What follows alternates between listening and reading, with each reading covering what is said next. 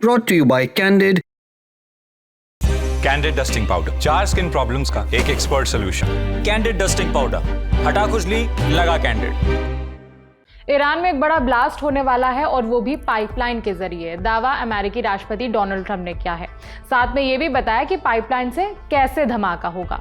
Fox news को एक interview दिया जिसमें ट्रंप ने कहा कि जब बहुत ज़्यादा तेल पाइपलाइन में बह रहा होता है और किसी वजह से उस लाइन को बंद करना पड़ जाए तो बड़ी समस्या हो जाती है। ईरान के पास तेल रखने के लिए टैंक या फिर जहाज़ नहीं है क्योंकि ब्लॉकेट लगा हुआ है। ऐसे में तेल को आगे नहीं भेजा जा सकता। इससे पाइपलाइन के अंदर दबाव बहुत बढ़ जाता है। नतीजतन पाइपलाइन अंदर से और जमीन के अंदर भी फट सकती है। उनके पास करीब 3 दिन का समय बचा है, उसके बाद ये स्थिति हो सकती है। अगर पाइपलाइन फट जाती है तो उसे पहले जैसा बनाना लगभग नामुमकिन हो जाएगा। इसी के साथ ट्रंप ने कहा कि ईरान के पास सिर्फ 3 दिन का वक्त है। अगर वो नहीं माने तो पाइपलाइन ब्लास्ट हो जाएंगी। बात ऐसी है कि अमेरिका ने हॉर्मुज को ब्लॉक कर रखा है, यानी कि ईरान के हिस्से आने वाले समुद्र पर अमेरिका की नाकाबंदी है। ईरान तेल को प्रोड्यूस तो कर रहा है लेकिन ब्लॉकेट की वजह से उसे कहीं भेज नहीं पा रहा है। रिपोर्ट के मुताबिक तेल पाइपलाइन के अंदर क्षमता से ज्यादा भर रहा है। ऐसे में पाइपलाइन ब्लास्ट हो सकती है। ट्रंप ने कहा कि अगर 3 दिन बाद यह धमाका हुआ तो ईरान पहले जैसा कभी नहीं हो पाएगा। ट्रंप ने ईरान को बातचीत के लिए 3 दिन का समय दिया है। कहा कि ईरान को बात करनी है तो डायरेक्ट हमसे संपर्क करें।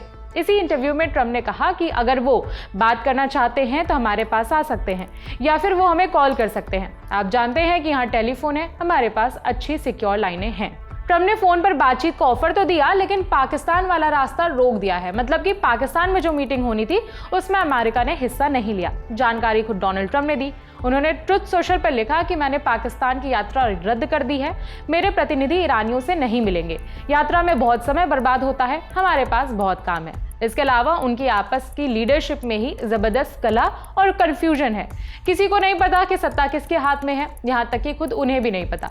साथ ही हमारे पास सारे पत्ते हैं, उनके पास एक भी नहीं है। अगर वो बात करना चाहते हैं तो उन्हें बस फोन करना है। अब दूसरी तरफ ईरान के विदेश मंत्री अब्बास अरागची एक देश से दूसरे देश घूम रहे हैं। रिपोर्ट्स के मुताबिक अरागची पहले ओमान गए, फिर पाकिस्तान और अब रशिया। तमाम देश घूमने के बाद भी नतीजा कुछ नहीं निकला। एक्सिस ने अपनी रिपोर्ट में छापा कि ईरान ने अमेरिका के सामने एक प्रस्ताव रखा है जिसका मकसद है हॉर्मुज स्ट्रेट को फिर से खोलना और युद्ध खत्म करना।